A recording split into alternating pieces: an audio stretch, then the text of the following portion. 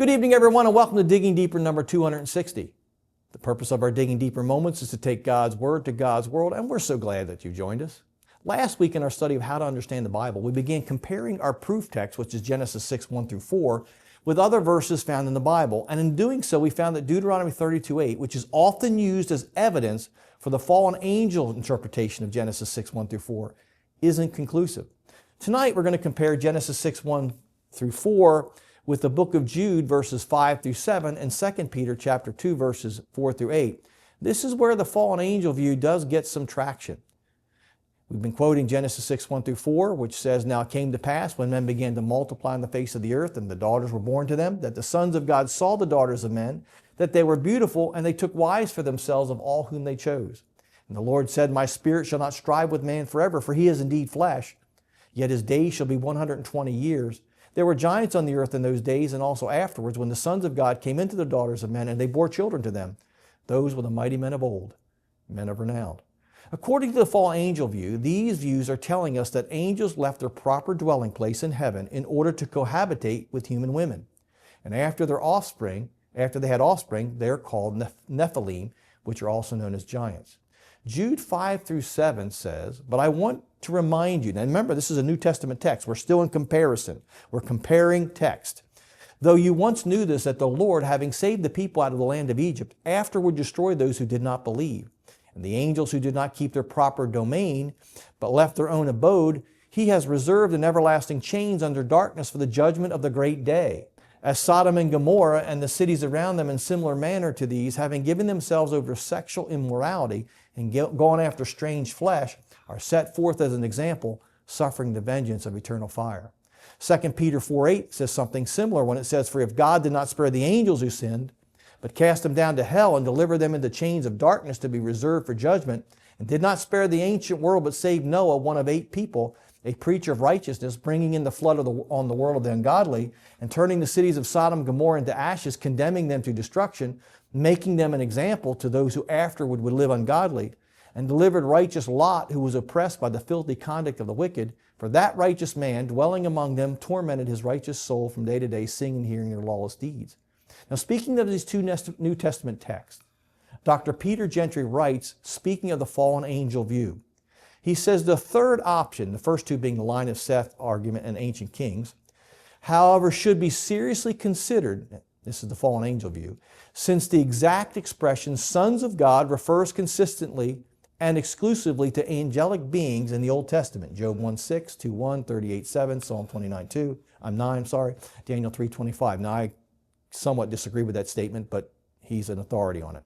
And is also supported by the New Testament, 2 Peter 2:4 through Jude 6 through 7. Peter and Jude seek, this is the point I want you to hear, Peter and Jude seek to bolster their faith of their readers by references to events well known from the Old Testament. Their comments are structured in a way as to refer in particular to two texts from Genesis. Genesis 6:9, that's chapter 6 through 9, and Genesis chapter 18 through 19.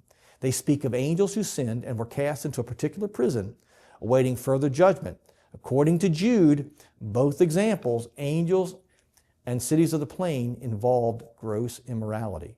So Gentry, a scholar I highly respect, though I said I do disagree a little bit with what he's saying, I do respect him for his objectivity. And he falls into the fallen angel view of Genesis 6, 1 through 4, no pun intended.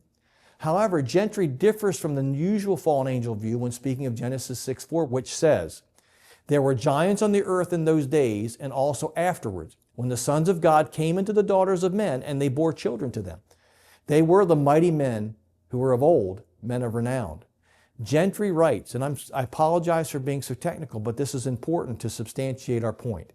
The temporal expression could be understood in two possible ways. He's talking about the giants were on the earth before and afterwards. That's a temporal expression. If one interprets "in those days" to be the time described in Genesis 6, 1 through 3, then what is distinguished are the times before the flood from the times after the flood. The relative clause introduced by afterward would seem to indicate that the cohabitation of angelic and human beings continued after the flood. Let me say that again. The relative clause introduced by afterward would seem to indicate that the cohabitation of angels and human beings continued after the flood. One might conclude that the Nephilim were the product of such unions. He goes on to say, yet a different interpretation is possible. And that's because, as I said last week, is the Hebrew's obscure and can be taken two different ways. The expression afterward usually occurs, and he is an expert on the Hebrew language, by the way. The expression afterward usually occurs in the second of two sentences. The first sentence says that event X did or will happen, and the second says that subsequent to the event Y did or will happen. I'll explain this in a minute. Here we must note that the expression afterwards is modified by a clause, relative clause, that refers specifically to the event in Genesis 6:2. Therefore, one could assume that in those days means before the divine beings cohabitated with humans. Verse 4 would then comment that the Nephilim beings cohabitated and also afterwards. Therefore, they had nothing to do with these unions. This later interpretation is strengthened by consideration of discourse grammar. In other words, when you look at this, the first view would be, if you take it one way, before and after, we're just saying that these Nephilim are related to these angels, whereas what the second view is that these Nephilim, these giants, have nothing to do with the angelic beings.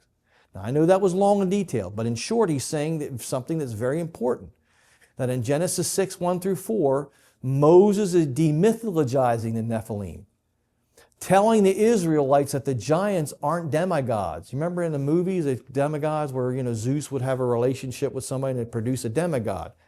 Well, what Moses would be doing here, according to the second way to take this text, he's saying, no, they're not gods. They're just men.